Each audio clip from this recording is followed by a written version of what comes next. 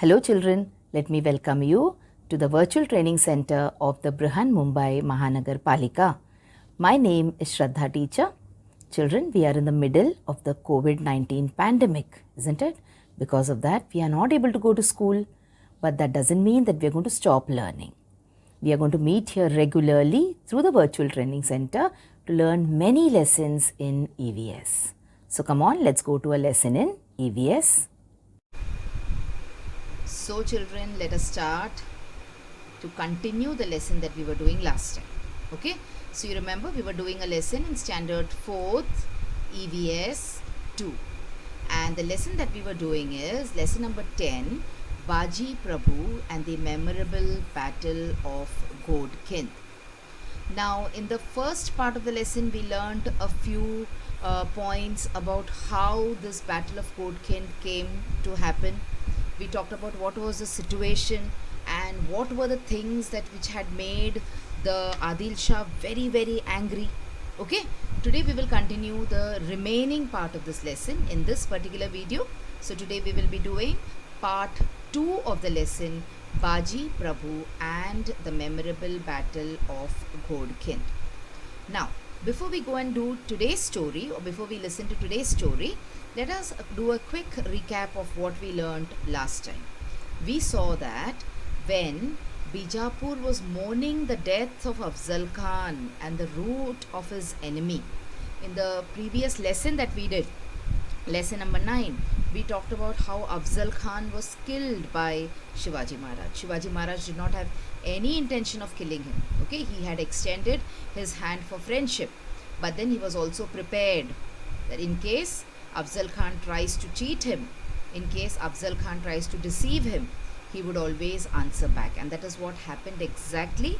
Afzal Khan tried to kill Shivaji Maharaj. In defense, Shivaji Maharaj had to kill Afzal Khan. So Bijapur was still mourning the death of this brave Sardar Afzal Khan, and his army was also completely finished. And when all this was happening, and when Bijapur and Adil Shah were still in great distress, what happened is Shivaji conquered the Panhala fort. This made Adil Shah get very angry, and he was so angry that he could neither eat nor he could sleep. He was that angry. He simply wanted to teach Shivaji Maharaj a lesson now. And for that reason, what did he do? He dispatched another Sardar, that is Siddhi Johar, against Shivaji Maharaj. Now this Siddhi Johar, he also had a very huge army with him, and not only that, he also had Fazal Khan with him, who was Afzal Khan's son, and this Fazal Khan, he wanted to avenge his father's death. So this is how they laid siege to Panhalgarh. They laid siege to Panhalgarh means they tried to surround Panhalgarh from all sides, so that one way or the other Shivaji Maharaj's army would be defeated. Okay, so Siddhi Johar, he laid siege of Panhalgarh. Now the Siddhi Johar, he was brave, but he was also ruthless. Ruthless means what? He did not have any kind of mercy in his heart. He was a strict disciplinarian. He laid siege to Panhalgarh and he confined Shivaji within the fort. So he surrounded, can you see the red arrows? He surrounded Panhalgarh from all sides and he trapped Shivaji inside Panhalgarh. Now for a long time Shivaji Maharaj was inside Panhalgarh, and because of this, what happened? What happened was all the supplies which were there in the fort were running out. Okay, food was getting short, and without a stomach full, without eating properly, the enemy army cannot fight the enemy. Okay, so now Shivaji Maharaj was in a fix, but he knew that he could not force Siddhi Johar to lift the siege. So what did he do? He played a trick on Siddhi Johar. He told him that I am going to surrender. And when he told Siddhi Johar that he is going to surrender, what did Siddhi Johar do? He decided to leave. But before that, Shivaji Maharaj had also thought that now the rainy season will come very soon, and once it starts raining, Siddhi Johar will go back. But that also did not happen. Remember, I told you he was ruthless and he was a strict disciplinarian also. So he did not move from there, and that is when Shivaji Maharaj decided to play this trick. Now Siddhi Johor's troops were already tired of the long siege, so they were very happy that Shivaji Maharaj was going to surrender. Okay, in the meantime, Shivaji escaped from the siege. He had no plans of surrendering. He had no plans of giving up on his dream of Swaraj. It was just a trick, and he escaped from the siege. Now, how did he escape from the siege? That story also we saw last time, that there were two palkis which were prepared. One would have Shivaji sitting inside, and the other palki would have a person who would impersonate, that is, who would act like Shivaji Maharaj.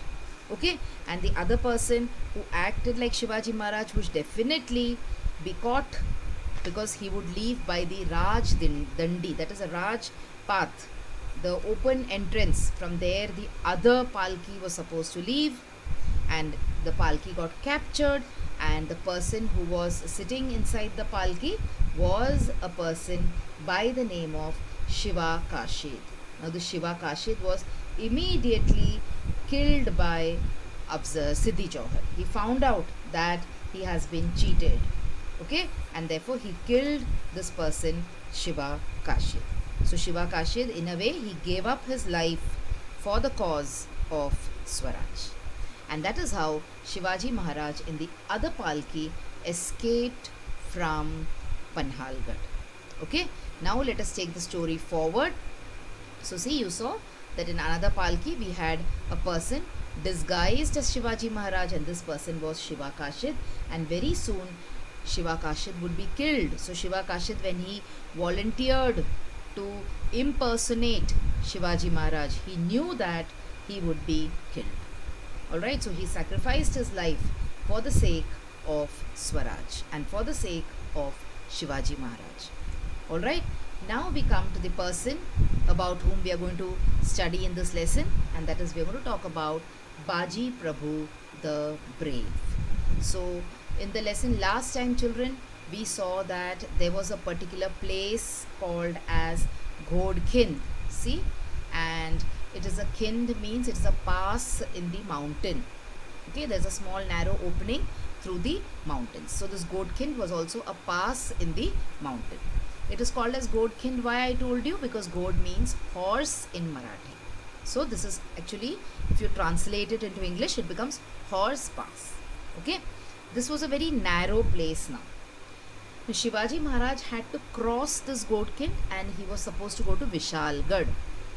But when he almost reached this place, the army of Siddhi Masood, he was a Sardar in Siddhi Johor's army, he almost reached Shivaji Maharaj. Now Shivaji Maharaj was in a big fix whether he should stay there and fight Siddhi Masood, or he should move on and cross this Ghodkind and go to Vishalgarh. But if Shivaji Maharaj crossed Ghodkind, there would have to be someone who would guard this place. And who was the person who volunteered? Baji Prabhu was the person who volunteered. And we saw in the last lesson, at the end of the lesson, at the end of the video, we discussed this, that Baji Prabhu understood the great agitation which was going on in Shivaji's mind.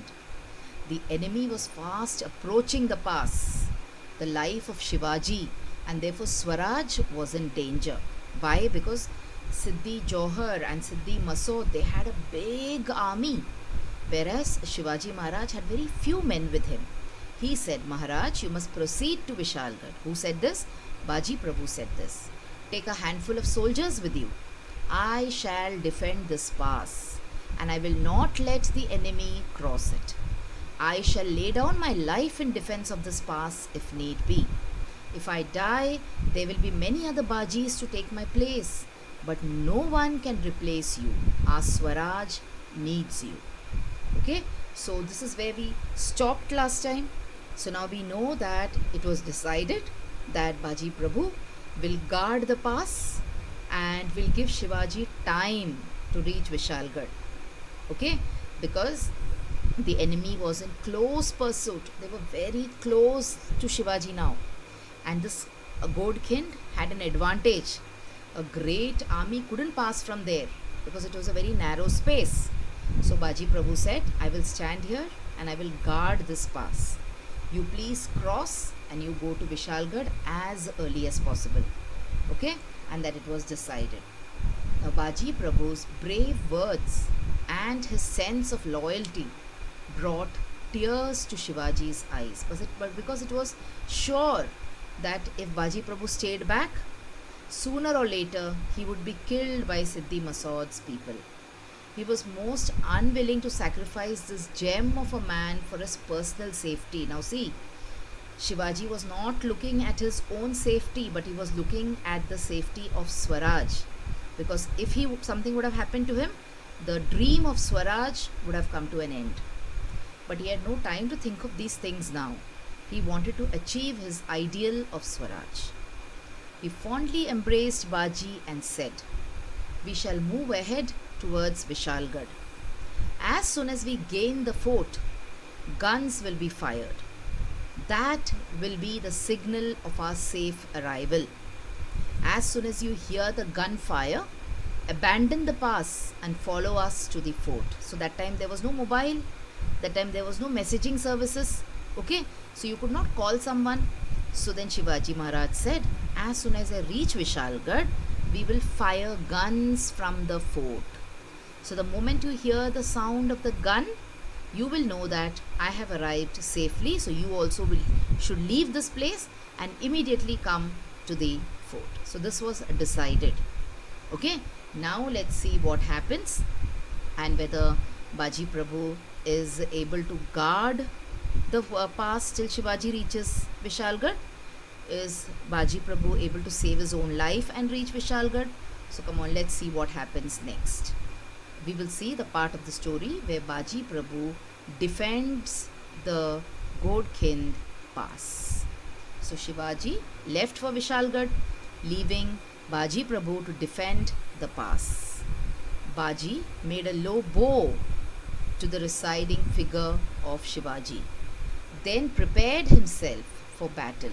So he bowed and he paid respects to his leader, and then he turned around and prepared to face the enemy.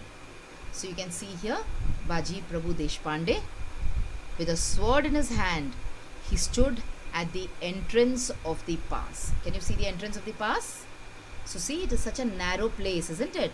And now the enemy would come through this entrance, but of course it could not come in great numbers. It would have to come in 2, 3s or 4s. And Baji Prabhu was ready, fully equipped to face this enemy. How? He also had help from a few soldiers who were there with him. He divided his company of soldiers into small groups and he posted them at suitable points. So can you see? Some soldiers are sitting, hiding in the hills with big stones in their hands. Alright, so they were supposed to create a barrier. The Mavlas across the pass were now a strong barrier in the path of the enemy. And they also had huge boulders and stones which they would use as weapons. Okay, now by this time the enemy had reached the mouth of the pass, and one could hear their war cries also. They could hear them shouting and screaming. Okay, what did Baji do? Baji addressed his troops and said, my brave soldiers and comrades, be prepared. You may die fighting, but do not desert your post. He said, you will not run away, because if you run away, the enemy will cross the pass and reach our king. So no matter what happens, you will not desert. Desert means leave your place and run away, your post. Do not allow the army to conquer the pass, no matter what price has to be paid. So even if you die, remember, you will not give up your post. So wherever I've placed you, you will stay there and continue fighting till you fall down dying. So Baji Prabhu and his Mavlas stood at the mouth of the pass, firm and fearless awaiting the enemy. Now the pass was going to be very difficult to cross. Okay. At the other end, Shivaji was speeding towards Vishalgarh. The fort was also some distance away. There was still some way to reach the fort, and it would take Shivaji at least 2 hours to reach it. If Baji Prabhu could hold out for those 2 hours, Shivaji would be safe. So now 2 hours, children, that way if you go to see, it is not a long time. But in the face of the enemy with so many soldiers, with so many weapons marching upon you, wanting to kill you, this 2 hours could be a long time. It will never come to an end kind of a time. Okay, so now Baji Prabhu along with the soldiers were ready to fight the battle of Ghodkind. So let us see what happened. By now the enemy was at the mouth of the pass.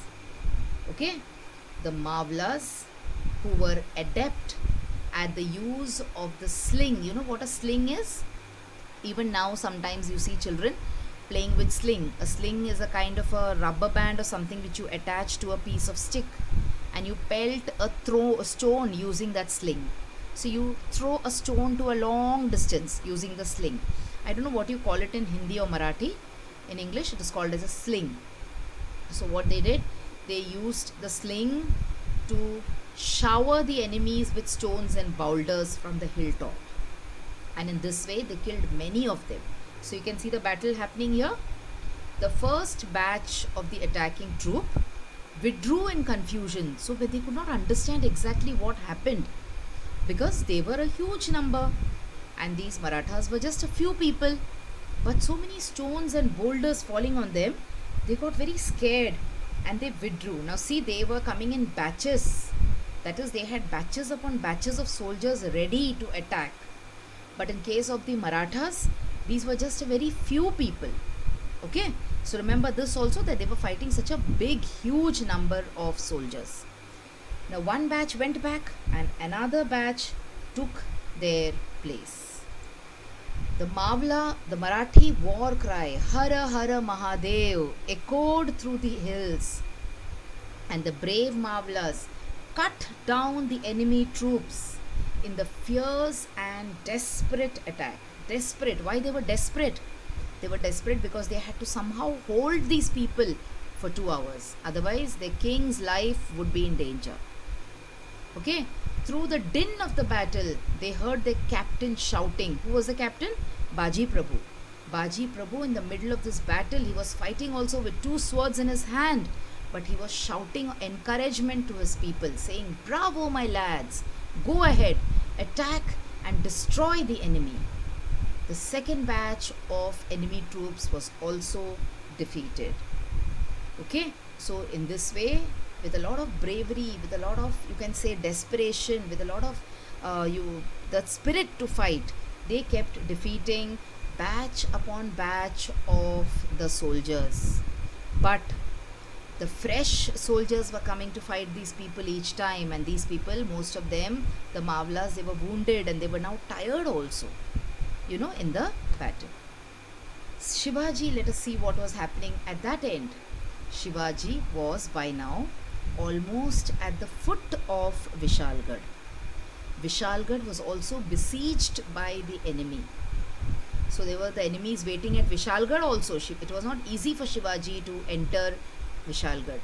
Shivaji fought through the ranks of the besieging troops and was on the last lap of his ride to safety. That is, Shivaji Maharaj would just reach Vishalgarh. He was just about to reach Vishalgarh. So that was the scene at Shivaji Maharaj's end.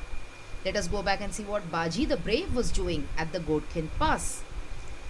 In the meantime, the battle at the pass continued unabated. Unabated means it did not halt or stop or pause for even a single second. Enraged at the defeat of the first 2 attacks, Siddhi Masood organized and dispatched a 3rd batch of troops against Baji Prabhu and his men. So you can see a 3rd batch of soldiers coming and fighting Baji Prabhu and his men. They surrounded Baji Prabhu who fought with great courage. So you can see how Baji Prabhu is fighting here. He's got a dandapatta kind of thing in his hand. He's got a sword in the other hand. He's surrounded by soldiers on all sides, but he's not about to give up. Okay? Baji Prabhu fought with great courage. Though wounded and attacked from all sides, you can see in the first picture how he is wounded and he's being attacked from all sides. Baji would not withdraw from the pass but continued the fight. At the same time, he urged his marvelers to attack the enemy. He was continuously giving instruction to the marvelers to continue attacking the enemy. Disheartened by the fearful attack, the enemy withdrew again. The enemy again went back. But Baji was fatally wounded. Fatally wounded means he was very, very seriously wounded. He was hanging on to life just to hear the sound of gunfire from Vishalgarh. So Shivaji had told him that when I reach Vishalgarh safely, I will fire the gun, at the sound of which you can leave the pass. So see, now he was not going to leave the pass and go to a safe place. He would leave the pass and die. But even then he remembered his leader's words. He remembered that his leader had told him that unless and until you hear the sound of the gun, you will stay at the pass. So he continued to hang on to his life. Okay. Then now let us see how Godkind becomes Pawankind. Pawan means something which is very pure, something which is very precious. So the sound of the gunfire was heard from Vishalgarh. Maharaj has reached Vishalgarh. I have done my duty. Now I can die in peace. So saying, Baji breathed his last on this historic battlefield. He took his last breath on this historic battlefield with the words that now I am free to die because my king has reached Vishalgarh and I have done my duty towards my king. I have obeyed my king. He had told me not to go till I reach the fort and I have done it. Okay, so this was the historic battlefield where Baji Prabhu fought this battle in which he lost his life. Now see, so this is how the gun was fired and Baji Prabhu heard the sound and he gave up on his life.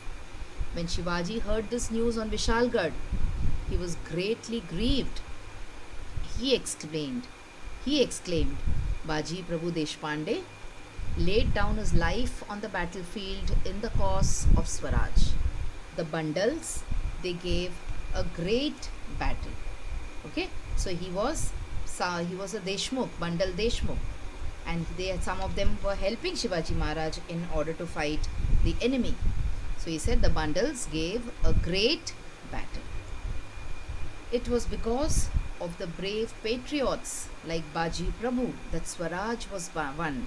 We became free from the oppressive rulers like Adil Shah, like Nizam Shah, because of these great people, brave people like Baji Prabhu. Their blood made the Golkind a holy place in Swaraj. So, what is the meaning of Pawan? Pawan means pure. Pawan means holy. Okay, Pawan means pious. Godkind became immortal in the history as Pawan Kind. We pay repeated homage to the brave Baji Prabhu and his brave men. Okay, so that is how the place which was called as Godkind came to be known as Pawan Kind. Okay, so this was the story of how Baji Prabhu saved Shivaji Maharaj's life and kept on fighting at Godkind till Shivaji Maharaj could reach Vishalgarh. So children, this was part 2 of lesson number 10 from your EVS textbook, that is Baji Prabhu and the memorable battle of Godkind. So hope you enjoyed watching this very interesting lesson, and you would have also understood the kind of struggles that our ancestors have put forward, or our ancestors, the kind of hardships they went through in order to get us our Swaraj or our freedom. Okay, so we should also keep it safe by not fighting with each other, by loving our countrymen and keeping this unity in our country alive. Now, after you finish watching the lesson, I have small tasks for you to do. So come on, let me tell you what those tasks are going to be. So children, now you have watched the video. So after you watch the video now, you will have to complete a few simple tasks. Now you might have watched the video on your computers or your laptops or your mobile phones. Now after you watch the video, what will you do? You will please go to the description box which is given below the video. So what is the description box? See, the description box looks like this. Alright, and after you go to the description box, you will see that there are a few questions there. Now what are these questions about? These questions are about the lesson that we just learned or the video that you just watched. So what will you do? You will think back properly about the lesson and you will try and answer these questions and note down the answers in your notebook if you want. Okay? After that, we have another task waiting. You will also click on the link which you will find in the description box to fill up the Google form. So now what is the Google form, children? It is nothing but a simple form. There are a few simple questions there about the video which you just saw and also about yourself. So these are the tasks now that you will have to complete after you watch each video.